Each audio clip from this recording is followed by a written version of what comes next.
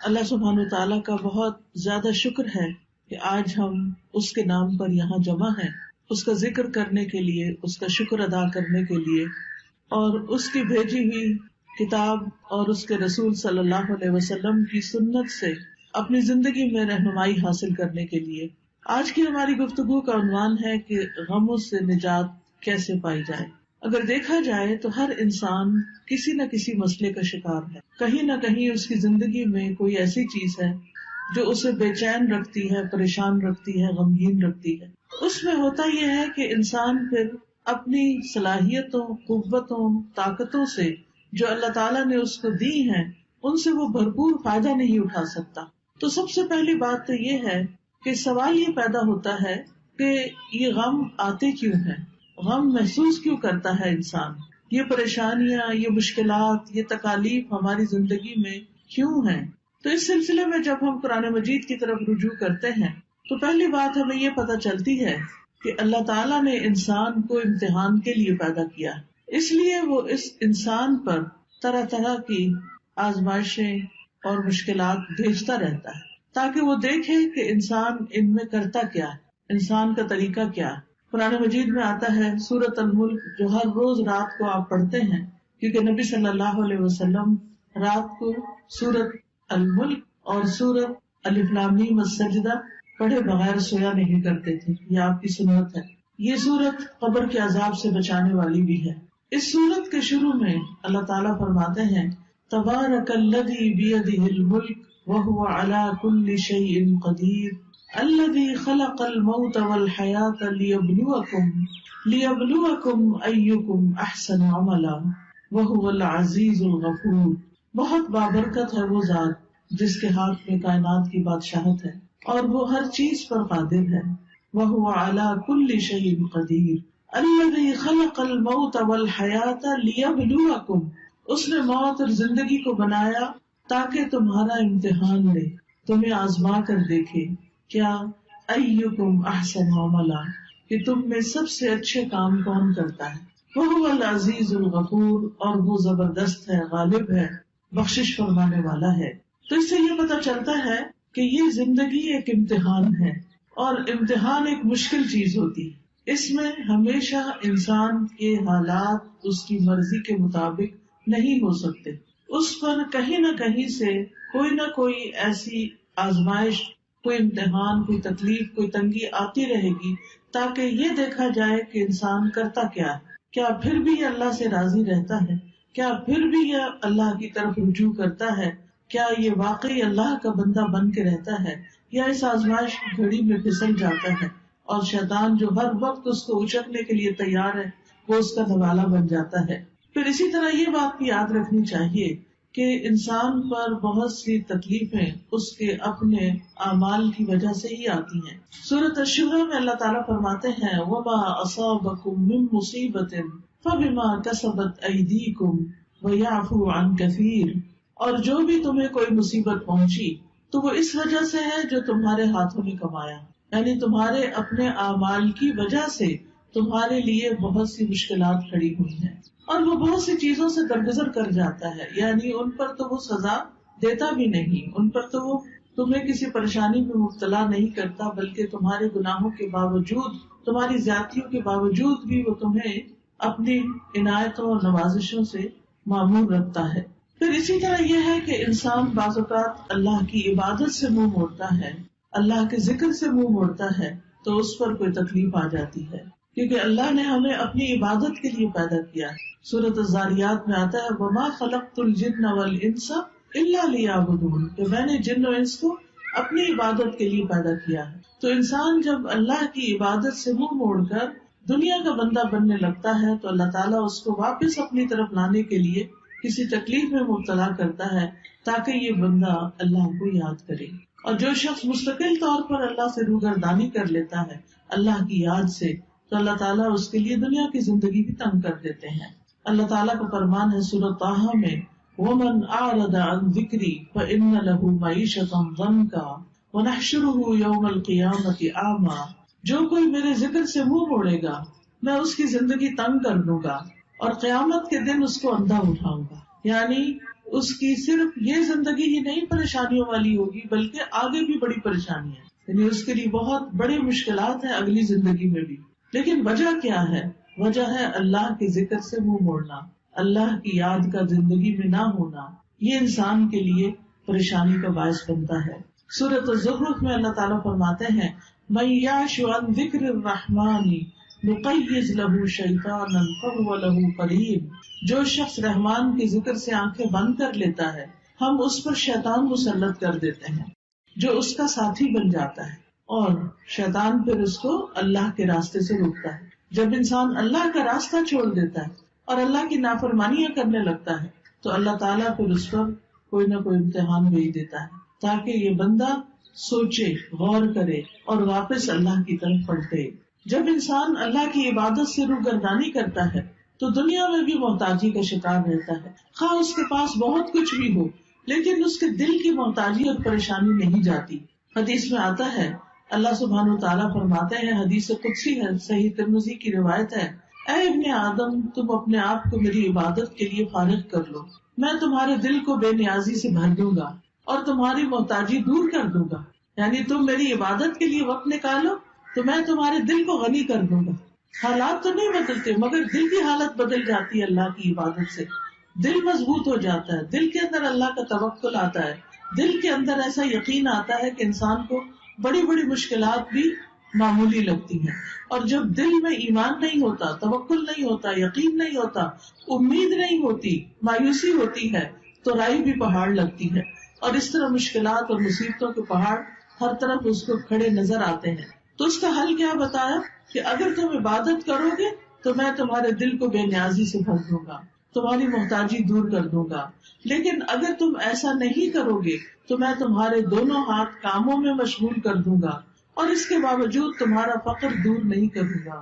یعنی تم سارا دن کام کرو گے، محنت کرو گے، لیکن پھر بھی تمہاری محتاجی اپنی جگہ کھڑی رہے گی کیونکہ وہ دل کی محتاجی ہوگی نا، دل کے اندر پریشانی ہوگی. تو یاد رکھیے کہ صرف دنیا کی فکر کرنے سے معاملات سلجھنے کی بجائے بگڑنے لگتے ہیں. صرف دنیا دنیا دنیا، ہر وقت صبح اٹھتے ہی دنیا کی فکر، دن کو دنیا کی فکر، رات کو سوتے ہوئے دنیا کی فکر.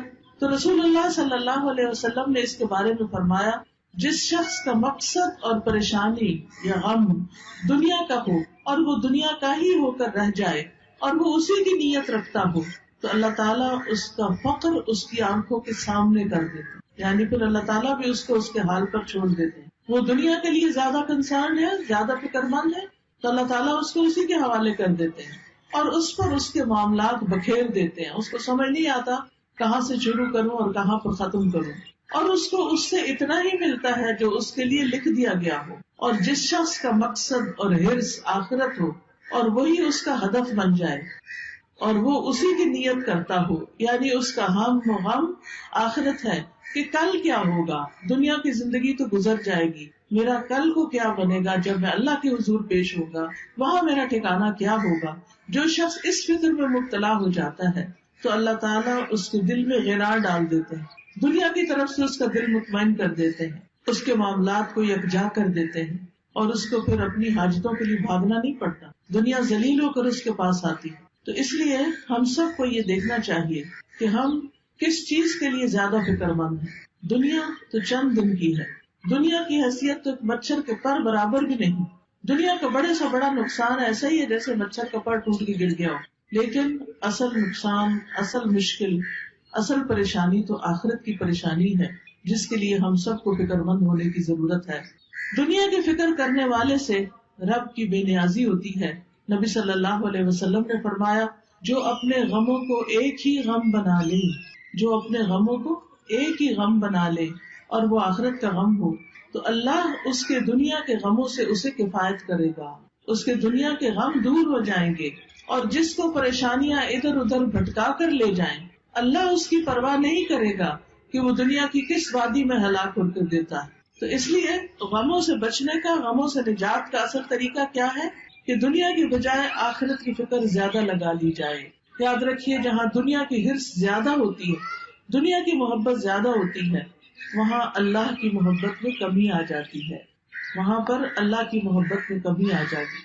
نبی صلی اللہ علیہ وسلم نے فرمایا قیامت قریب آ چکی ہے، لیکن لوگوں میں دنیا کی ہی ہرس بڑھے گی، یعنی جتنی جتنی قیامت قریب آ رہی ہے اتنی اتنی دنیا پھیلتی جا رہی ہے ان کے سامنے، اور اس کی محبت اور اس کے پیچھے بھاگنا اور زیادہ بڑھتا جا رہا ہے، اور اللہ سے دوری میں ہی اضافہ ہوگا۔ پھر اسی طرح ہم دیکھتے ہیں کہ جب ہم دنیا کو زیادہ امپورٹنس دیتے ہیں تو دنیا کا چھوٹا سا نقصان بھی انسان سے برداشت نہیں ہوتا، لیکن جب انسان یہ سمجھتا ہے کہ کوئی بات نہیں، یہ چیز چلی گئی تو ہم بھی تو اللہ کی طرف جانے والے ہیں، جیسا کہ سورۃ البقرہ میں آتا ہے وَلَنَبْلُوَنَّكُمْ بِشَيْءٍ مِّنَ الْخَوْفِ وَالْجُوعِ وَنَقْصٍ مِّنَ الْأَمْوَالِ وَالْأَنفُسِ وَالثَّمَرَاتِ وَبَشِّرِ الصَّابِرِينَ الَّذِينَ إِذَا أَصَابَتْهُم مُّصِيبَةٌ قَالُوا إِنَّا لِلَّهِ وَإِنَّا إِلَيْهِ رَاجِعُونَ أُولَٰئِكَ عَلَيْهِمْ صَلَوَاتٌ مِّن رَّبِّهِمْ وَرَحْمَةٌ وَأُولَٰئِكَ هُمُ الْمُهْتَدُونَ۔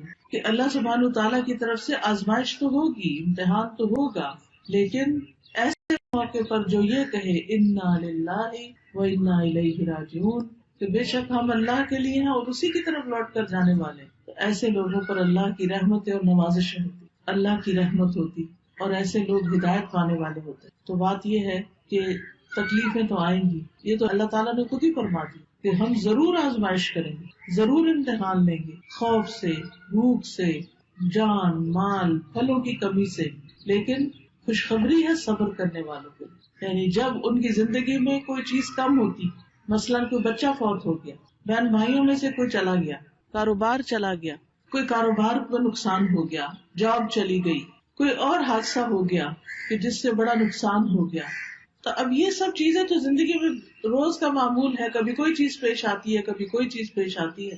تو بتایا گیا کہ وہ ایسے موقع پر کیا کہتے ہیں اور کیا کرتے ہیں، انا للہ و انا الیہ راجعون، یعنی وہ اللہ کی طرف رجوع کر لیتے ہیں، اور صبر کے ساتھ کیا کہتے ہیں کہ بے شک ہم بھی اللہ کے لیے اور اللہ ہی کی طرف واپس جانا ہے۔ یعنی جو ہمارا کوئی رشتہ دار چلا گیا یا مال چلا گیا یا کوئی اور، یعنی کہ کوئی کھیتوں میں یا کاروبار میں یا کسی کیے ہوئے کام میں کوئی نقصان ہو گیا، تو وہ کہتے ہیں اس میں بھی کوئی خیر ہوگی، اس میں بھی میرے لیے اجر ہے، اس میں بھی کوئی بھلائی ہے، میرا کوئی پیارا چلا گیا لیکن میں اللہ سے امید نہیں چھوڑوں گی، کیونکہ اللہ ہے نا۔ حتیٰ کہ اگر کسی عورت کے شوہر بھی فوت ہو جائے اور اگر اس کا اللہ پر بھروسہ ہو تو اس موقع پر بھی اللہ تعالیٰ اس کا دل تھام لیتا ہے، اور وہ کیا سوچتی ہے کہ ایک انسان تو گیا ہے مگر اللہ تو زندہ ہے۔ اللہ لا الہ الا هو الحی القیوم، اللہ ہے نا۔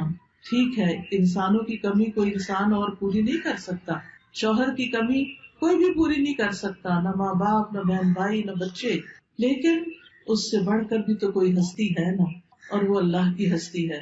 اللہ لا الہ الا ہو، اللہ وہ ذات جس کے سوا کوئی الہ نہیں، الحی جو زندہ ہے، جس کو کبھی موت نہیں آنی، القیوم جو قائم ہے، جسے کسی سہارے کی ضرورت نہیں بلکہ وہ باقی سب کو بھی قائم رکھنے والا ہے۔ تو جب وہ ہستی موجود ہے، اللہ سبحانہ تعالیٰ ہے، تو پھر فکر کس بات کی؟ اس نے تو میرے دنیا میں آنے سے پہلے میرے رزق کا انتظام کیا، ماں کے سینے میں دودھ اتار کے۔ اس نے تو مجھے پیدا ہونے کے بعد جب میرے دانت بھی نہیں تھے، کچھ کھانے کے قابل بھی نہیں تھا، کچھ ہاتھ پاؤں بھی ہلا کے نہیں پکڑ سکتا تھا، اس وقت بھی میرے رزق کا اہتمام کیا تھا، انتظام کیا تھا، وہ اب بھی کرے گا۔ تو ایسا شخص اس شدید غم کے موقع پر بھی سکون میں ہوتا ہے کہ اللہ ہے نا، وہ کہیں سے بندوبست کرے گا نا، وہ کوئی ذریعہ بنا دے گا نا، کیونکہ اصل الرزاق تو وہی ہے، انسان تو صرف سبب ہے، وسیلہ ہے۔ ایسا شخص کبھی بھی دل نہیں ہارتا، ایسا شخص کبھی بھی اپنے حواس نہیں کھوتا، ایسا شخص کی زندگی سے کبھی امید نہیں جاتی۔ اور آپ نے دیکھا ہوگا کہ کتنے ہی بچے ہیں جو یتیم پلے ہیں، لیکن وہ بڑے بڑے لوگوں سے آگے نکل گئے، دنیا کی بڑی بڑی مشہور ہستیاں بن گئے۔ باپ کی کمی سے ان کی زندگی میں سب کچھ ختم نہیں ہو گیا، اللہ نے دوسرے ذرائع سے ان کی مدد کی، کیونکہ اصل اسباب تو اللہ کے ہاتھ میں ہے اور تمام چیزیں وہی پوری کرنے والا ہے۔ یاد رکھیے، اللہ کے پاس ہر مسئلے کا حل ہے، وہ ہر چیز پر قدرت رکھتا ہے۔ لہذا رنج اور غم سے، مشقت اور پریشانی سے نجات پانے کے لیے سب سے پہلا کرنے کا کام کیا ہے؟ اللہ پر بھروسہ، اللہ سے مضبوط تعلق، اللہ پر ایمان، یقین، توکل، اس سے امید، اسی کا ڈر اور اسی کی طرف لوٹ کر جانے کی فکر. یاد رکھیے دنیا کے سارے خزانے اللہ کے ہیں، سارے خزانوں کا مالک وہ ہے. وَلِلَّهِ خَزَائِنُ السَّمَاوَاتِ وَالْأَرْضِ وَلِلَّهِ مُلْكُ السَّمَاوَاتِ وَالْأَرْضِ. آسمانوں کی بادشاہت، زمین کی بادشاہت ساری کی ساری اللہ کے پاس ہے. وَاللَّهُ عَلَى كُلِّ شَيْءٍ قَدِيرٌ. اور اللہ ہر چیز پر پوری طرح قادر ہے، پوری قدرت رکھتا ہے. لہذا کیا یقین رکھنا ہے کہ سارے خزانے تو اس کے پاس ہیں، مجھے اس سے مانگنے ہیں. لہذا انسان سب انسانوں سے نظر ہٹا کے اللہ سبحانہ تعالیٰ کی طرف امید رکھتا ہے، اس سے مانگتا ہے یا اللہ تو میرا رازق ہے، تو پتھر کے اندر ایک کیڑے کو بھی رزق پہنچاتا ہے، تو کیا مجھے نہیں رزق دے سکتا؟ آسمان و زمین کی مخلوق کو دے رہا ہے، تو دن رات دے رہا ہے اور کوئی کمی نہیں واقع ہوتی تیرے رزق میں، تو کیا مجھے نہیں دے سکتا؟ تو مجھے بھی دینے والا ہے. لہٰذا جو شخص اللہ پر یقین رکھتا ہے وہ ہر غم، ہر تکلیف میں اللہ کی طرف رجوع کرتا ہے، اللہ کی طرف پلٹتا ہے، اور اس کو یہ یاد رہتا ہے کہ ہر مسئلے کا حل اللہ کے پاس ہے. اللہ سبحانہ تعالیٰ کے سامنے اپنی حاجتیں رکھے، سجدے میں رو کر پکارے اس کو کہ اللہ تو مدد کر. کوئی بھی مسئلہ ہے جو آپ کا، اس کو سامنے رکھ کے، کیونکہ اللہ تعالیٰ فرماتے ہیں اَمَّن يُجِيبُ الْمُضْطَرَّ إِذَا دَعَاهُ وَيَكْشِفُ السُّوءَ. بھلا کون ہے جو لاچار کی فریاد رسی کرتا ہے جب وہ اسے پکارتا ہے اور اس کی تکلیف کو دور کرتا ہے؟ کوئی اور ہے؟ نہیں، کوئی بھی نہیں.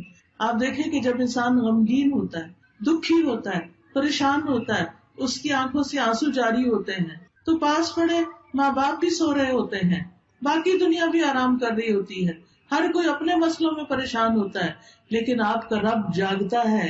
لا تأخذہ سنۃ ولا نوم. نہ اس کو اونگ آتی ہے، نہ اس کو نیند آتی ہے. سب سوتے ہیں لیکن وہ جاگتا ہے.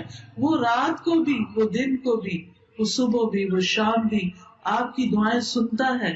لہٰذا اس کی طرف رجوع کرنا ہے. چھوٹی ضرورت ہو، بڑی ضرورت ہو، لوگوں کی طرف لالچ کی نگاہ سے نہیں دیکھنا کہ ان کے پاس بہت کچھ ہے، نہیں، اللہ کی طرف دیکھنا ہے. رسول اللہ صلی اللہ علیہ وسلم نے فرمایا جسے انتہائی شدید حاجت آ پڑے، یہ شدید ضرورت اس کو ہو جائے کوئی، اور اس نے اسے لوگوں پہ پیش کر دیا تو اس کی وہ حاجت دور نہ ہوگی. کہ لوگ اکثر کیا چاہتے ہیں کہ یہ بندہ جو پریشان ہے پریشان ہی رہے، وہ مدد نہیں کرنا چاہتے. لوگ عموماً دوسروں کو دکھی دیکھ کے خوش ہوتے ہیں. تو اس لیے جب کوئی ضرورت پیش آئے سب سے پہلے اللہ سے دعا کریں، پھر اللہ لوگوں کے دل میں ڈالے گا کہ وہ مدد کریں آپ کی. تو حدیث میں آتا ہے کہ جسے انتہائی شدید حاجت آ پڑے اور اسے اس نے لوگوں پر پیش کر دیا تو اس کی وہ حاجت پوری نہ ہوگی، اور جس نے اسے اللہ پہ پیش کیا تو ان قریب اللہ اسے بے پرواہ کر دے گا. یا تو جلد ہی موت آ جائے گی، دنیا کے بکھیڑوں سے ہی جان چھوٹ جائے گی، یا جلد ہی غنی ہو جائے گا اور انسانوں کی ضرورت نہ رہے گی. آپ کو خوف آتا ہے کہ پتہ نہیں کیا ہوگا، پتہ نہیں بڑھاپے میں کون ہمیں دیکھے گا، ہمارے لیے روزی کا انتظام کیا ہوگا، ہماری ضروریات پوری کہاں سے ہوں گی. تو فوراً کہا کرے اللہ تو میرا رب ہے نا، تو ہی میرے سارے انتظام کرے گا، مجھے انسانوں سے نہیں تجھ سے توقع ہے. انسانوں کے ہاتھ خالی ہیں، ہمارے ہاتھ میں تو تھوڑی دیر کوئی چیز ہو تو ہمارا دل کہتا ہے رکھ دیں، ایسے ہی ہوتا ہے نا، ہم اپنے ہاتھ بھر کے رکھ بھی نہیں سکتے. مٹھی میں کوئی چیز ہو چھوٹی سی بھی تو تنگ آ جاتے ہیں، وہ کہتے ہیں یہ کہیں رکھ دے. ہمارے ہاتھ خالی ہیں، خالی آئے تھے، خالی رکھنا پسند کرتے ہیں اور خالی جائیں گے. بھرے ہوئے ہاتھ تو اللہ کے ہیں، ان سے کیوں مانگتے ہیں جو خالی ہاتھ؟ ان سے کیوں توقع ہے جن کے پاس کچھ نہیں؟ اس سے کیوں نہیں توقع رکھتے جس کے پاس سب کچھ ہے؟ مانگ کے تو دیکھیں پھر کس طرح ضروریات پوری ہوتی ہیں. آپ دیکھیں قبر میں سب سے پہلا سوال کیا ہوگا؟ من ربو کا، تیرا رب کون ہے؟ اور رب کون ہوتا ہے؟ جو پیدا بھی کرتا ہے، جو رزق بھی دیتا ہے، جو ساری ضروریات پوری کرتا ہے. تو اگر ہم اس دنیا میں، اس زندگی میں رب کو رب مانیں گے تو تبھی جواب دے سکیں گے نا. تو اکثر کہا کرے اللہ تو میرا رب ہے، تو ہے نا، تو یہ بھی کام کر دے گا میرا، تو یہ بھی مشکل آسان کر دے گا میری. زندگی میں کوئی مشکل ہی نہیں رہے گی جب آپ رب کو پکارتے رہیں گے، جب رب کو پہچان لیں گے تو کوئی غم نہیں رہے گا. انبیاء کا طریقہ یہ تھا کہ وہ اپنے غموں کی فریاد، اپنے دکھوں کی داستان اپنے رب کو ہی سناتے تھے. حضرت یعقوب علیہ السلام سے جب یوسف علیہ السلام دور کر دیے گئے اور وہ ان سے بے پناہ محبت کرتے تھے، تو آپ سوچ سکتے ہیں کہ جس سے انسان محبت کرتا ہو وہ اگر دور چلا جائے تو انسان کے لیے کتنا دکھ اور تکلیف ہوتی ہے، کتنی پریشانی ہوتی ہے. لیکن انہوں نے شکوہ بندوں سے نہیں کیا، کہا انما اشکو بثی وحزنی اللہ، کہ میں اپنے غم اور دکھ کی فریاد صرف اللہ کی جناب میں پیش کرتا ہوں.